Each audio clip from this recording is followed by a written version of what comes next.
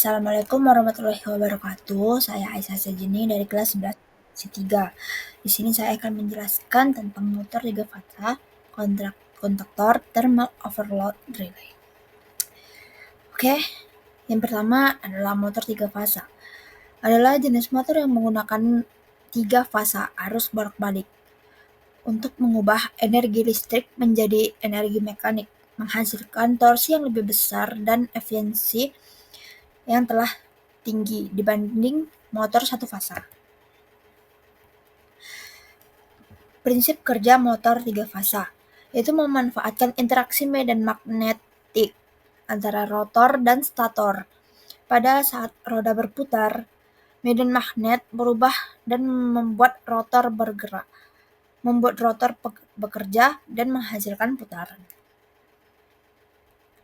Jenis motor 3 fasa yaitu motor sinkron. Kecepatan rotornya konstan dan frekuensi supply. Yang kedua, motor induksi. Kecepatan rotornya sedikit lebih lambat daripada magnet stator. Bagian motor 3 fasa. Yang pertama ada stator. Bagian ini yang memiliki kumparan untuk menciptakan medan magnet putar. Lalu ada rotor. Bagian yang diputar oleh medan magnet stator. Cara membaca nameplate motor 3 fasa. Yang pertama itu perhatikan nomor model, nomor seri, tegangan nominal, frekuensi nominal, daya nominal, tipe rotor, tingkat proteksi, klasifikasi, suhu operasi, dan polaritas. Beberapa simbol yang kerap digunakan yaitu HP atau KW, V, HZ, A, RPM, persen, kilogram, lambang bintang, dan segitiga. Penyambungan kumparan motor 3 fasa dilakukan melalui 2 konfigurasi utama, bintang atau segitiga. Standar tabel terminal mencakup penamaan yang konsisten, misalnya menggunakan angka dan simbol seperti L and min plus.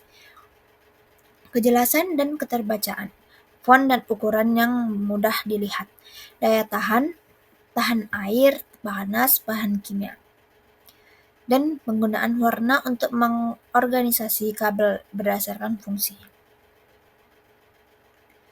Lalu mengatur kecepatan motor 3 fasa dan membalik arah putaran, yaitu menukar 2 dari 3 kabel fasa yang dimasukkan ke motor atau menggunakan 2 kontaktor yang saling mengunci dalam rangkaian kontrol untuk menukar fasa secara otomatis.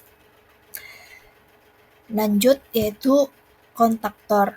Pengertiannya itu saklar elektromekanis yang dikontrol oleh listrik dan digunakan untuk menyambung atau memutus sirkuit daya tinggi seperti motor listrik, lampu, atau pemanas. Lalu ada fungsi bagian. Yang pertama, kontrol komponen secara langsung. 2, kontrol pencahayaan atau penghubung dan memutus arus ke komponen pencahayaan. Lalu sebagai saklar transfer dan interlock. Transfer atau transfer switch untuk menghubungkan dan memutus daya listrik ke motor. Lalu ada fungsi kontak utama dan bantu, yaitu menghubungkan dan memutuskan arus listrik berkapasitas besar ke beban utama seperti motor, pemanas, dan lain-lain. Dan juga mengendalikan rangkaian kontrol dan memberikan umpan balik atau feedback seperti itu tentang status kontak utama. Lalu ada thermal overload relay, yaitu perangkat pengaman listrik yang berfungsi melindungi motor listrik dari kerusakan akibat beban lebih atau overload atau arus berlebih. Fungsi thermal overload relay itu untuk memproteksi rangkaian listrik dan komponen listrik dari kerusakan karena terjadinya beban lebih. Lalu bagian thermal overload relay yaitu ada kontak utama, kontak bantu NO dan NC, pelat bimetal, tombol pengaturan arus, tombol tes atau trip, dan tombol reset. Fungsi kontak utama dan bantu utama sebagai jalur utama untuk aliran arus listrik dari sumber daya ke motor listrik yang secara langsung terhubung dengan kontaktor. Kalau bantu itu sebagai sinyal atau saklar tambahan yang statusnya berubah saat tor mengalami tripping atau putus karena beban lebih. Bagian thermal overload relay itu untuk menyetel relay beban berlebih thermal atau tor.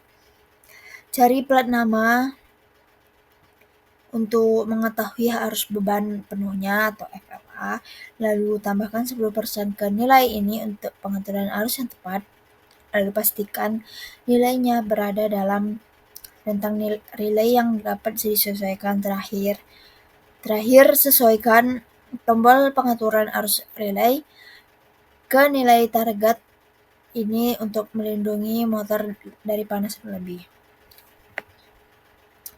Segitu aja yang dapat saya jelaskan. Terima kasih dan mohon maaf atas keterlambatannya. Wassalamualaikum warahmatullahi wabarakatuh.